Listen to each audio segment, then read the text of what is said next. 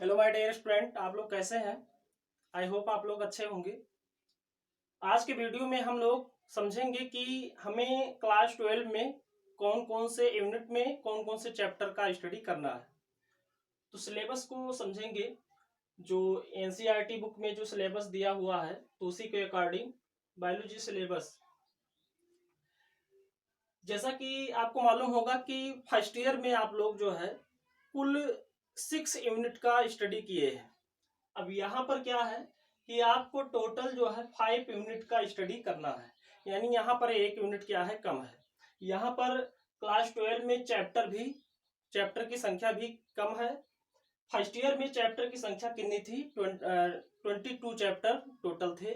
यहाँ पर कितने चैप्टर हैं, 16 चैप्टर है। लेकिन आपको मालूम है कि कोविड के इन्फेक्शन की वजह से, कोरोना वायरस की वजह से 30% सिलेबस को माइनस कर दिया गया है। तो अब अगर हम जीव विज्ञान की बात करें तो 16 चैप्टर में से 5 चैप्टर को जो है माइनस कर दिया गया था। तो यानी कि अगर हम बोर्ड के हिसाब से देखें तो बोर्ड के लिए हमें जो है 12 चैप्टर का स्टडी करना है। लेकिन ऐसे स्टूडेंट जो नीट वगैरह का प्रिपरेशन कर रहे हैं उनके लिए तो कंप्लीट सिलेबस पढ़ना ही होगा। तो क्या क्या है, क्या क्या नहीं है, वो सब हम यहाँ पर डिस्कस करेंगे। देखिए, यूनिट का नाम क्या है। फर्स्ट यूनिट है रिप्रोडक्शन, सेकेंड यूनिट है रिप्रोडक्शन यानी कि जनन। और इस रिप्रोडक्शन यूनिट में जो है 4 चैप्टर है। Reproduction in organism, sexual reproduction in flowering plant, human reproduction और रिप्रोडक्टिव हेल्थ। तो ये 4 चैप्टर एक यूनिट में है, रिप्रोडक्शन में, जनन में है। दूसरा यूनिट है जेनेटिक्स एंड इवोल्यूशन, यानी कि आनुवांशिकी और विकास। आनुवांशिकी और विकास काफी इंपॉर्टेंट यूनिट है। यहाँ से बोर्ड में जो है 18 नंबर के क्वेश्चन पूछे जाते हैं और रिप्रोडक्शन से 14 नंबर के क्वेश्चन पूछे जाते हैं। तीसरा है बायोलॉजी एंड ह्यूमन वेलफेयर। जो थर्ड यूनिट है वो क्या है, बायोलॉजी एंड ह्यूमन वेलफेयर, यानी कि जीव विज्ञान और मानव कल्याण। फोर्थ यूनिट है बायोटेक्नोलॉजी एंड इट्स एप्लीकेशन, यानी कि जैव प्रौद्योगिकी और उसके अनुप्रयोग। और पांचवा जो यूनिट है वो है इकोलॉजी एंड इन्वायरमेंट, यानी कि पारिस्थितिकी और पर्यावरण। तो ये 5 यूनिट ऐसे हैं जिनका स्टडी आपको इंटरमीडिएट सेकेंड ईयर में करना है। अब इन यूनिट के अंतर्गत चैप्टर कौन कौन से हैं, उनका क्या नाम है, उसको डिस्कस कर लेते हैं। तो फर्स्ट यूनिट की अगर हम बात करें, रिप्रोडक्शन यूनिट की बात करें, तो इसमें कितने चैप्टर टोटल हैं, तो इसमें 4 चैप्टर हैं जो रिप्रोडक्शन से ही रिलेटेड है। ठीक है, पहला जो चैप्टर है रिप्रोडक्शन इन ऑर्गेनिज्म। तो कोविड के इन्फेक्शन की वजह से इस चैप्टर को निकाल दिया गया है। यहाँ पर देखिए कट का निशान लगा हुआ है, इसका मतलब यह है कि ये चैप्टर आपको नहीं पढ़ना है। बोर्ड के लिए नीट का प्रिपरेशन कर रहे हैं तब तो आपको कंप्लीट पढ़ना ही होगा। रिप्रोडक्शन इन ऑर्गेनिज्म यानी कि जीवों में जनन। दूसरा जो चैप्टर है वो है sexual reproduction in flowering plant, यानी कि पुष्पी पौधों में लैंगिक जनन। पुष्पी पौधों में लैंगिक जनन किस प्रकार से होती है, और पुष्पी जो पौधे होते हैं उनके फ्लावर का जो स्ट्रक्चर होता है, उसका जो मॉडिफिकेशन होता है, उसमें जो रिप्रोडक्शन की जो प्रक्रिया होती है वो किस प्रकार से होती है, और रिप्रोडक्टिव आर्गन क्या क्या होते हैं, कौन कौन से कंडीशन होते हैं, ये सब कंप्लीट आपको इस चैप्टर में पढ़ना है।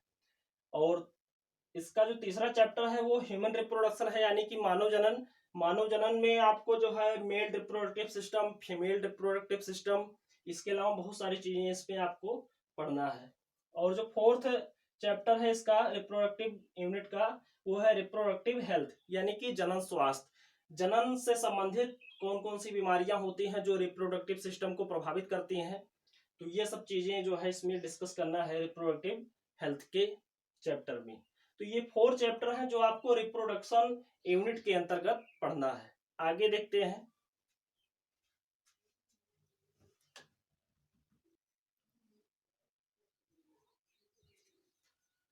इसके बाद आपका सेकंड यूनिट। तो सेकंड यूनिट क्या है, जेनेटिक्स एंड इवोल्यूशन।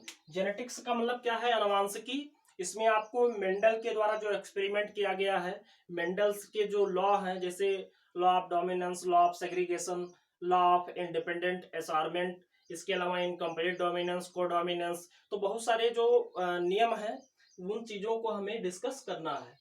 और इसमें आपको जो है इवोल्यूशन जोड़ा गया है इस यूनिट में। वैसे तो इवोल्यूशन चैप्टर को माइनस कर दिया गया है, बाहर निकाल दिया गया है, जैसे यहाँ पे कट का जो है निशान लगा हुआ है। मतलब इसमें टोटल इस यूनिट में कितने चैप्टर हैं? 3 चैप्टर हैं, जिसमें से आपको 2 पढ़ना है और बोर्ड के हिसाब से एक आपको नहीं पढ़ना है। वो क्या है? इवोल्यूशन। इवोल्यूशन का मतलब क्या होता है? विकास। हिंदी में इसको क्या बोलते हैं? विकास, यानी आनुवांशिकी और विकास। तो ये चैप्टर आप मतलब इवोल्यूशन यानी विकास को आपको नहीं पढ़ना है। नीट के हिसाब से अगर देखेंगे तो आपको इवोल्यूशन पढ़ना होगा। अब इसमें चैप्टर क्या है? तो 5वां इसमें चैप्टर है 4, तो आप जान चुके हैं। 5वां क्या है? Principle of inheritance and variation. ठीक है, principle of inheritance and variation, यानी आनुवांशिकता के सिद्धांत और विविधताएं। तो आनुवांशिकता के सिद्धांत क्या है? कौन से ऐसे वैज्ञानिक थे जिन्होंने आनुवांशिकता के सिद्धांत को दिया था, और जीवों में कौन कौन से वेरिएशन होते हैं, विविधताएं होती हैं, ये सब चीजें डिस्कस करना है। दूसरा है मॉलिक्यूलर बेसिस ऑफ इनहेरिटेंस, यानी कि जो आणविक आधार है, आनुवांशिकता का जो आणविक आधार है उसको पढ़ना है। आनुवांशिकता का आणविक आधार, इस चैप्टर को हिंदी में क्या बोलेंगे? आनुवांशिकता का आणविक आधार, मॉलिक्यूलर बेसिस ऑफ इनहेरिटेंस, आनुवांशिकता का आणविक आधार। तो आणविक आधार में इस चैप्टर में आपको क्या क्या पढ़ना है? इस चैप्टर में आपको डीएनए कंप्लीट पढ़ना है। ठीक है, अभी तक तो आपने जो है डीएनए के बारे में बहुत कम नॉलेज होगा आपको, लेकिन इस चैप्टर में यानी इंटरमीडिएट के इस चैप्टर में आपको जो है डीएनए के कंप्लीट यानी पूरा का पूरा डिस्क्रिप्शन इसका है।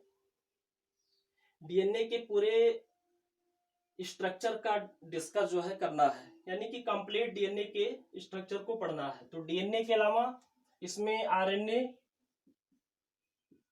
भी आपको पढ़ना है, टीआरएनए, एमआरएनए, आरआरएनए जो भी होते हैं, मतलब जितने भी टाइप्स हैं, और उसका जो आरएनए का जो फंक्शन होता है, इसका फॉर्मेशन कैसे होता है, आरएनए कैसे बनते हैं, तो ये सब चीजें आपको पढ़ना है। बहुत सारे मॉडल है, डीएनए की खोज कैसे हुई थी, कौन कौन से एक्सपेरिमेंट किए गए थे, ठीक है, और वाटसन क्रिक का मॉडल क्या है, ये सब चीजें पढ़ना है। आरएनए किस प्रकार से काम करते हैं, प्रोटीन फॉर्मेशन में इनकी क्या भूमिका होती है। और इसके अलावा इस चैप्टर में आपको पढ़ना है प्रोटीन सिंथेसिस, यानी कि प्रोटीन संश्लेषण किस प्रकार से होता है। इसके अलावा आपको इसमें पढ़ना है जेनेटिक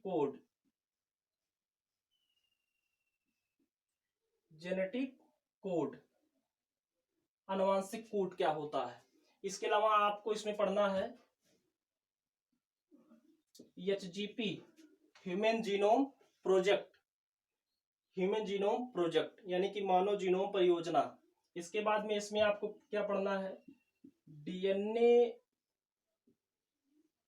फिंगरप्रिंटिंग, डीएनए अंगुली छापी। तो ये सब बहुत सारा, ये चैप्टर बहुत बड़ा है, इसमें बहुत सारे टॉपिक्स हैं, और ये कॉम्पिटिटिव एग्जाम में भी यहाँ से कई क्वेश्चन आते हैं, बोर्ड में तो क्वेश्चन आते ही आते हैं। तो ये चैप्टर जो है काफी इम्पोर्टेंट, ये दोनों चैप्टर ही काफी महत्वपूर्ण है। बोर्ड परीक्षा में सबसे ज्यादा क्वेश्चन यहीं से पूछा जाता है, 18 नंबर का क्वेश्चन यहाँ से आता है। इवोल्यूशन आपको पढ़ना नहीं है, लेकिन इवोल्यूशन भी काफी महत्वपूर्ण चैप्टर है। इसमें इस चैप्टर में ये बताया गया है कि इस पृथ्वी की उत्पत्ति कैसे हुई, ब्रह्मांड की उत्पत्ति कैसे हुई, और इस पृथ्वी पर जीवों की उत्पत्ति कैसे हुई। इसके अलावा लैमार्कवाद, डार्विनवाद, बहुत सारे वैज्ञानिक हैं जिनका अपना अपना सिद्धांत है। अगले यूनिट की अगर हम बात करें, तीसरे यूनिट की, तो थर्ड यूनिट का नाम है बायोलॉजी एंड ह्यूमन वेलफेयर, यानी कि जीव विज्ञान और मानव कल्याण। तो जीव विज्ञान और मानव कल्याण में 3 चैप्टर हैं, जिसमें आपको 2 पढ़ना है, 1 नहीं पढ़ना है। ये वाला चैप्टर आपको नहीं पढ़ना है, ठीक है, 2 आपको पढ़ना है। पहला क्या है?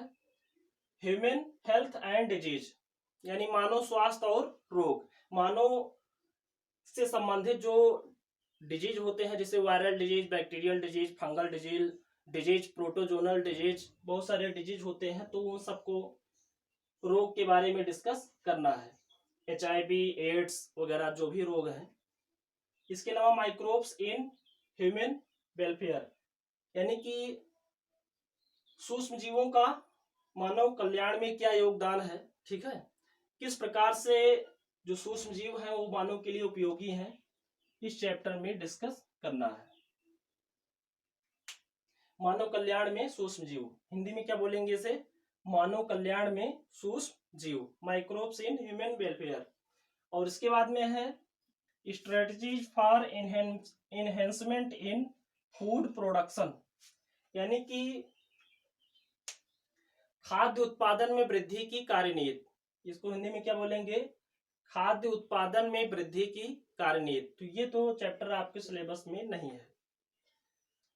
4th यूनिट की अगर हम बात करें तो इसमें आपको पढ़ना है biotechnology and its application. Biotechnology and its application, ये जो यूनिट है कॉम्पिटिटिव एग्जाम की दृष्टि से काफी महत्वपूर्ण है, क्योंकि कॉम्पिटिटिव एग्जाम में यहाँ से कई क्वेश्चन पूछे जाते हैं। तो बायोटेक्नोलॉजी यानी कि जैव प्रौद्योगिकी और उसका अनुप्रयोग, तो इसमें 2 चैप्टर है, दोनों आपको पढ़ना है। बायोटेक्नोलॉजी प्रिंसिपल एंड प्रोसेस, ठीक है, सिद्धांत और प्रक्रिया। इसके अलावा बायोटेक्नोलॉजी एंड इट्स एप्लीकेशन, यानी कि जैव प्रौद्योगिकी और उसका अनुप्रयोग। 5वां जो यूनिट है लास्ट यूनिट है, और ये इकोसिस्टम और एनवायरनमेंट से संबंधित है। इकोलॉजी एंड एनवायरनमेंट, यानी कि पारिस्थितिकी और पर्यावरण। तो इकोलॉजी एंड एनवायरनमेंट में कितने चैप्टर हैं, 4 चैप्टर है, जिसमें से 2 चैप्टर आपको नहीं पढ़ने हैं, केवल 2 ही चैप्टर आपको पढ़ना है बोर्ड के लिए, बोर्ड एग्जाम के लिए। तो पहला चैप्टर जो आपको पढ़ना है वो है ऑर्गेनिज्म एंड पॉपुलेशन, यानी कि जीव और उसकी समष्टियां, जीव और समष्टियां, समष्टियों का मतलब क्या है, जनसंख्या। और इसमें जो नहीं पढ़ना है वो इकोसिस्टम, यानी कि पारितंत्र आपको नहीं पढ़ना है।